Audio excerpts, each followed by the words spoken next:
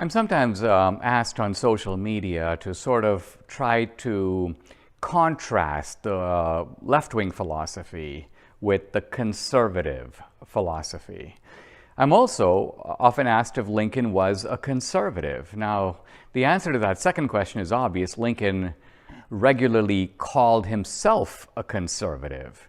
And progressives who think Lincoln is some sort of a progressive have to confront the difficulty that Lincoln never used that term or anything equivalent to it to describe himself.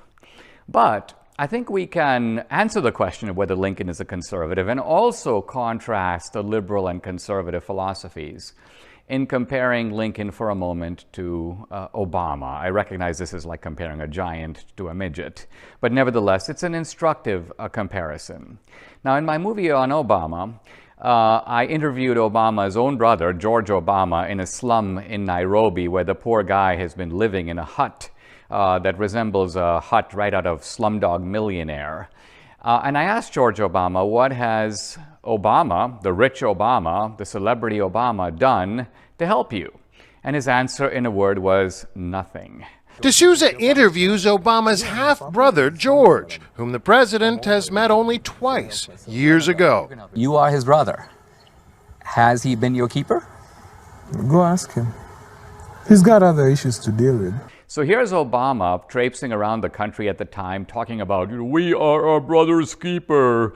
But clearly when it came to his own brother, the guy did not lift a finger. And I'm sure Obama's view was that, well, let the government help him. Let the government move him into public housing. Let the government, if he wants to, pay for his sex change operation. But the bottom line of it is Obama doesn't care about his brother, and his brother knew that, and his brother said that.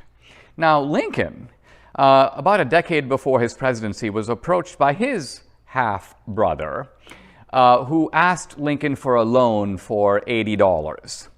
And Lincoln's reply is very instructive. I'm going to read a couple of lines from it. First of all, he goes, "Your request for $80, I do not think it best to comply with now." In other words, no. But why? Here's Lincoln to his brother. "You are not lazy, and still you are an idler. I doubt whether since I saw you, you have done a good whole day's work in any one day." And then Lincoln says something interesting.